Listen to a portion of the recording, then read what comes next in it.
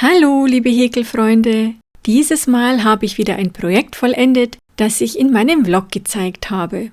Damals hatte ich euch gefragt, ob ich es fertig häkeln oder auftrennen soll. Euer Feedback hat mich sehr motiviert, es nun doch fertig zu häkeln. Und ich finde es super!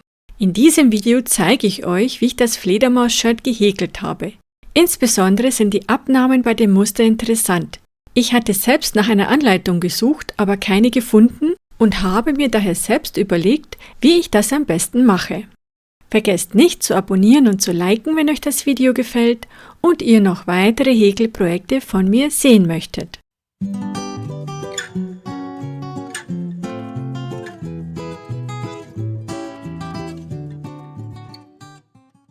Als Wolle habe ich von Chipies Violett genommen.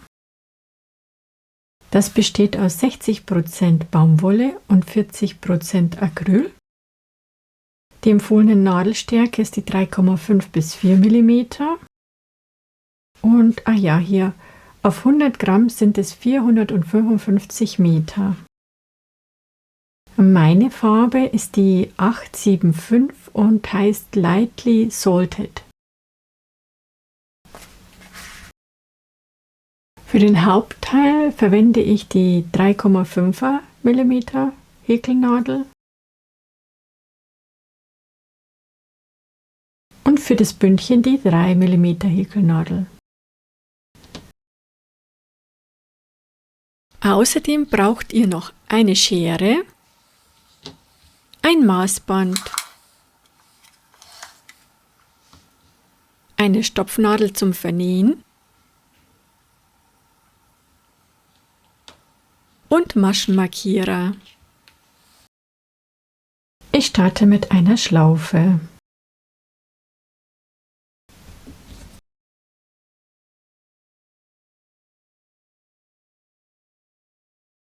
Und dann mache ich eine gerade Anzahl an Maschen.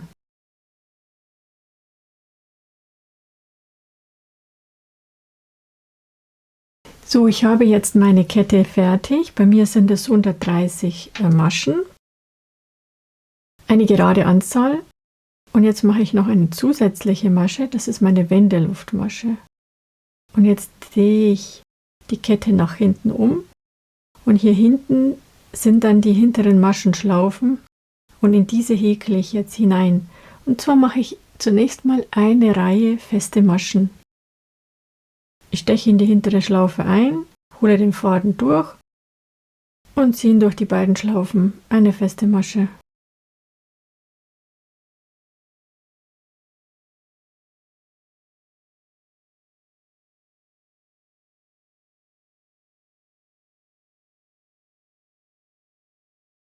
Ich habe jetzt meine Luftmaschenkette mit den festen Maschen behäkelt und jetzt starte ich mit dem Muster.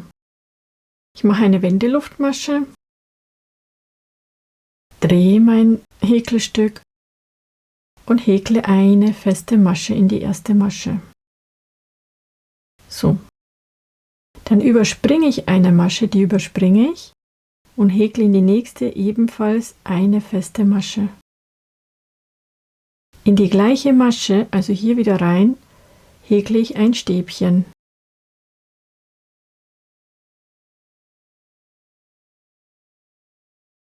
Die nächste überspringe ich wieder und häkle in die darauf folgende eine feste Masche. Und ein Stäbchen in die gleiche Masche.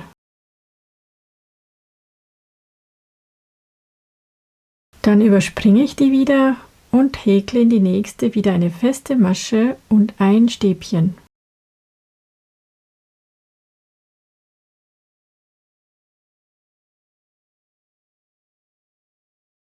So sieht das aus.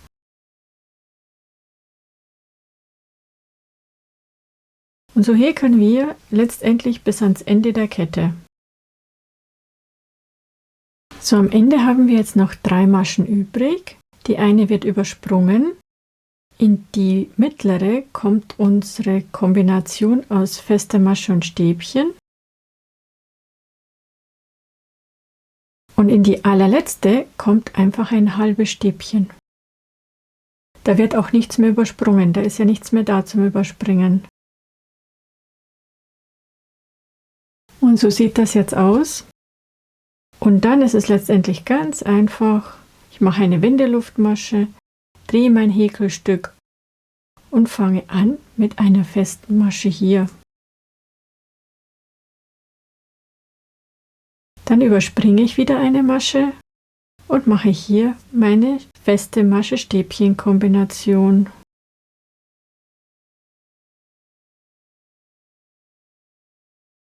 Ich überspringe wieder eine und mache hier meine Kombi.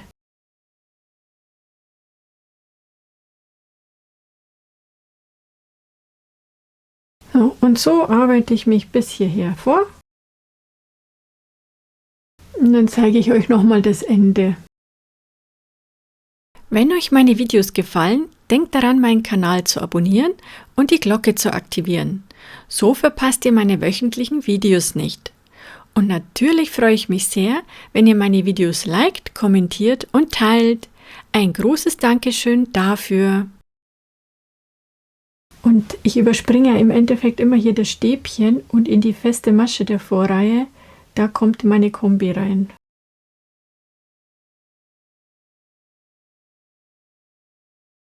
Ich bin jetzt wieder am Ende angekommen, habe wieder meine 3 übrigen Maschen, überspringe die, mache in die mittlere meine Kombi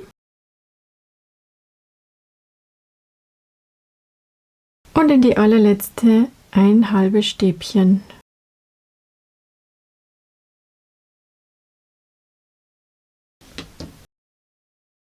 Und so sieht es aus, nimmt langsam Gestalt an. Und das häkle ich im Endeffekt in der Breite, in der ich meinen Ärmel haben möchte. Immer die eine Reihe hin und her. Mein Ärmel ist nun breit genug.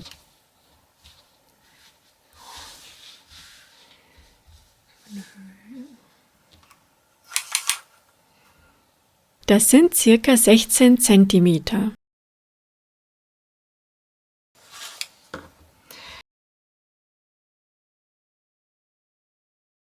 Und jetzt beginne ich mit den Abnahmen.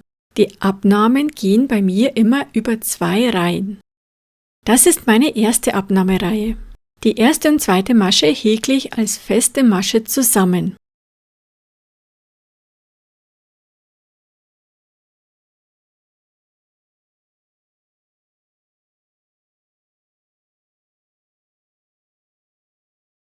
In die dritte Masche häkle ich ein Stäbchen. Das ist der Anfang der ersten Abnahmereihe.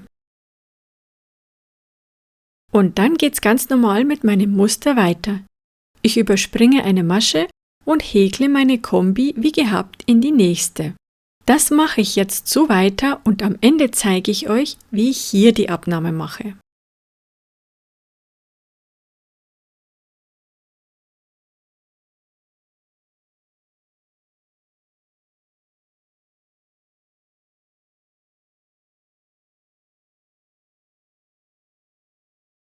Ich bin am Ende angekommen. Jetzt würde ich ja in diese Masche eine feste Masche und ein Stäbchen machen. Und in diese da das halbe Stäbchen. Das mache ich jetzt aber anders. Ich überspringe diese und mache hier eine feste Masche rein. Und in die letzte mache ich ein Stäbchen. Das war die erste Abnahmereihe.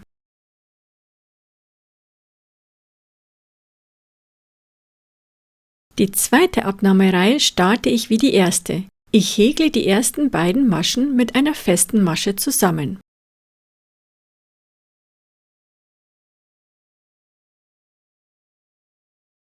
Und dann geht's ganz normal mit dem Muster weiter.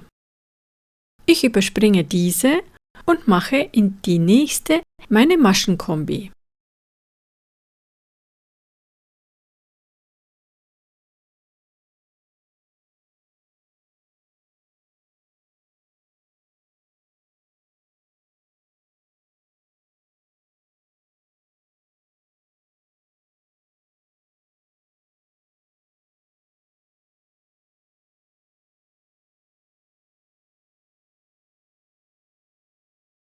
Am Ende zeige ich euch, wie ich die Abnahme hier mache.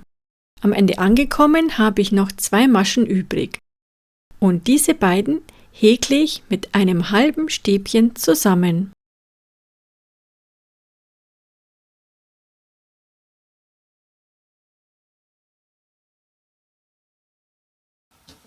So, das waren die beiden Abnahmereihen und diese häkle ich immer im Wechsel und zwar so lange, wie ich die Schräge haben möchte. So, meine Schräge ist lang genug.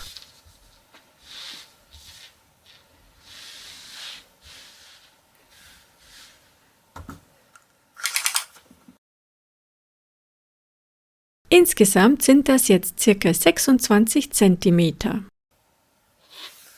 Um meine gewünschte Länge zu erreichen, bevor der Bund kommt, häkle ich jetzt einfach ohne Abnahmen weiter.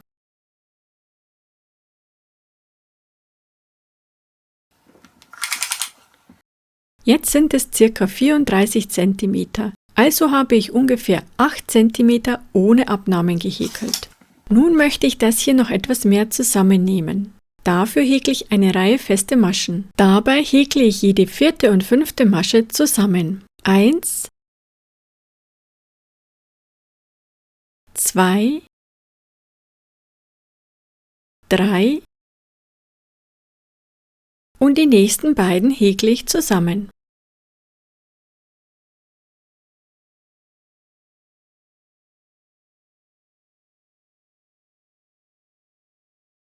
Und so geht's weiter. 1, 2, 3 und die 4. und 5. wieder zusammen.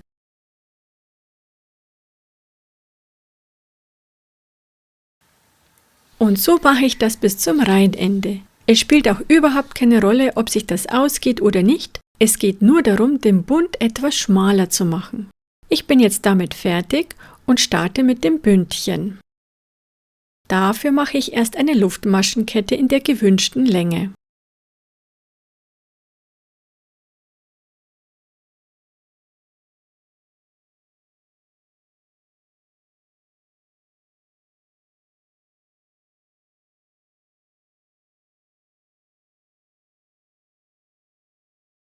Bei mir sind das 50 Maschen, das entspricht ca. 22 cm. Ich mache noch eine zusätzliche Masche, meine Wendeluftmasche und drehe die Kette um. Wie zu Beginn häkle ich in die hinteren Schlaufen. Und zwar mache ich dieses Mal halbe Stäbchen.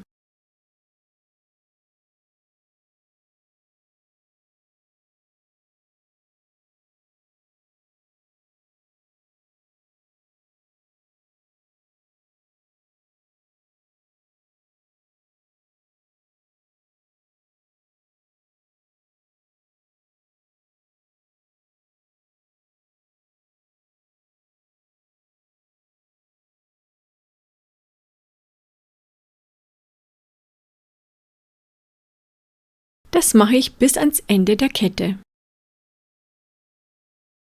Und jetzt verbinde ich zur Basis, aber nicht in die erste Masche, aus der die Kette entspringt, sondern in die nächste. Ich verbinde mit einer Kettmasche. Und in die nächste auch noch. Auf der Rückreihe ist das ja meine erste Masche, in welche ich verbinden muss.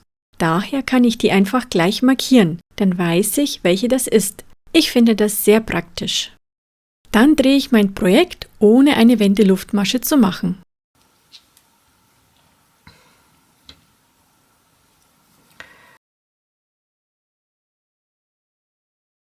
Meine ersten beiden Maschen sind meine Kettmaschen. Diese ersten beiden sind keine Maschen, die ich behäkle. Und in die dritte Masche, in das hintere Maschenglied, mache ich eine Kettmasche. Auch diese Masche markiere ich, damit ich sie in der Rückreihe nicht übersehe. Und glaubt mir, das passiert sehr leicht und ich habe gar keine Lust, ständig zu zählen. Jetzt häkle ich in Kettmaschen weiter und zwar immer in das hintere Maschenglied.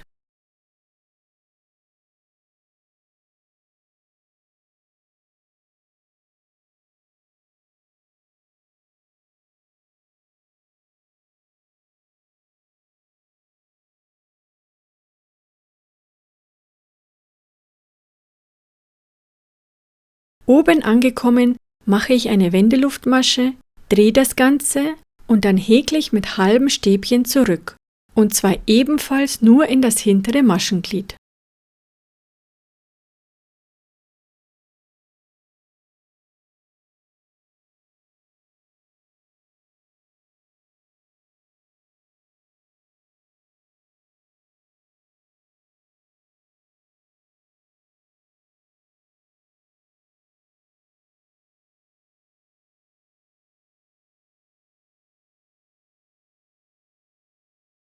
Ich bin wieder an der Basis angekommen. Das ist meine letzte Masche. Das weiß ich ganz genau, weil ich sie vorsorglich markiert habe.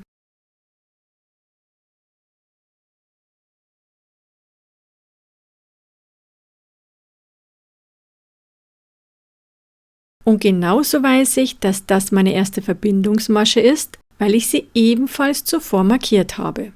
In diese mache ich eine Kettmasche, um zu verbinden. Und in die nächste auch. Die Markierung behalte ich bei, denn das ist einfach sehr praktisch. Ich drehe ohne Wende Luftmasche. Die ersten beiden Maschen lasse ich wieder aus und häkle in das hintere Maschenglied der dritten Masche eine Kettmasche. Wie zuvor wird diese auch wieder markiert.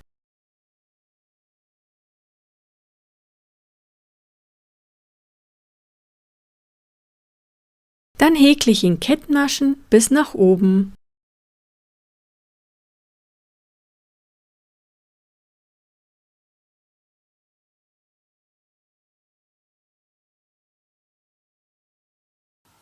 So entstehen auf einer Seite diese kleinen Rippen.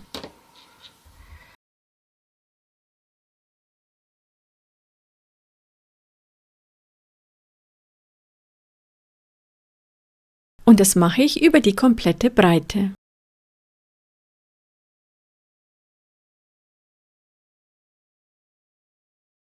So sieht das Bündchen aus. Es ist auch schön dehnbar.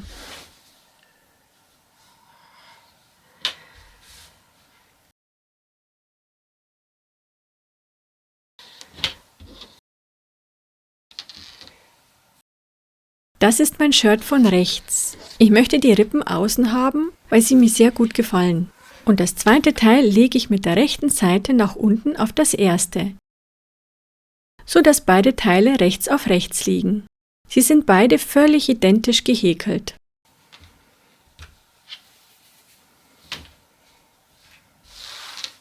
Hier habe ich mit dem Bündchen aufgehört. Hier werde ich also anfangen, die Seiten zusammen zu häkeln.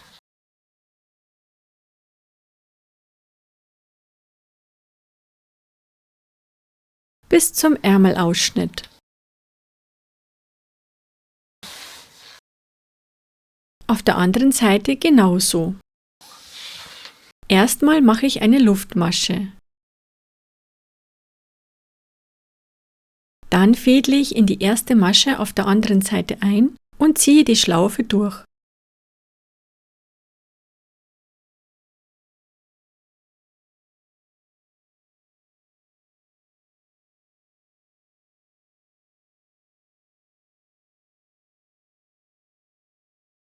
Es folgt eine weitere Luftmasche.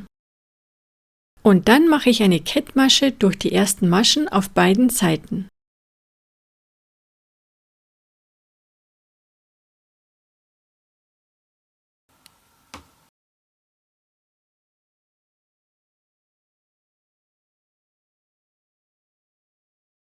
Und jetzt schaut mal her. Hier habe ich das V der Masche und auf der anderen Seite ebenfalls. Aber hinter den Vs habe ich weitere Schlaufen.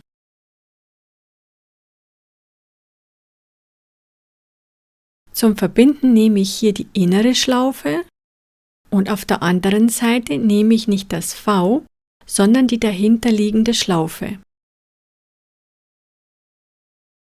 Also hier die innere und hier die hinterhalbliegende.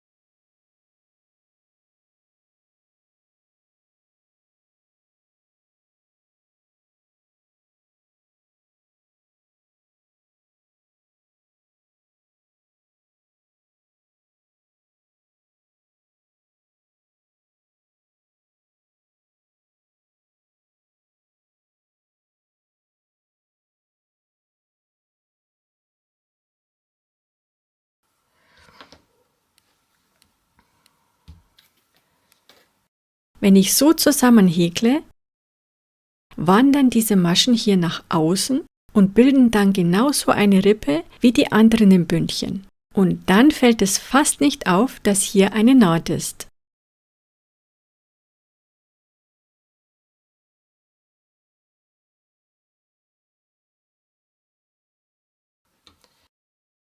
Und so mache ich das bis zum Beginn des Musters.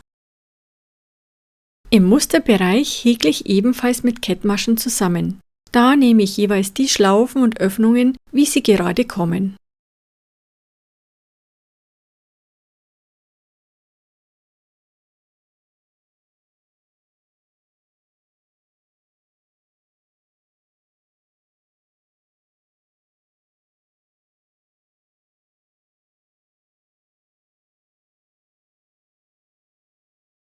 Im Schulterbereich mache ich das anders. Hier häkle ich mit festen Maschen zusammen. Und zwar in beide Maschenglieder.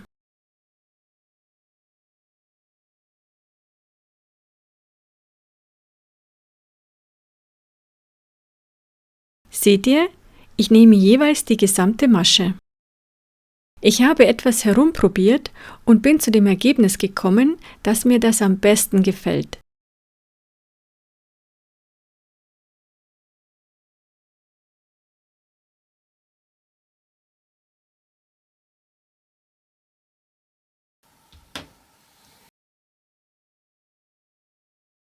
Die Naht legt sich schön hin und auf der rechten Seite sieht das sauber aus.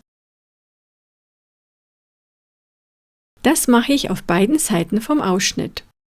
In der Mitte habe ich meinen Ausschnitt, der ist so breit, wie ihr das möchtet. Meiner ist ca. 21 cm breit.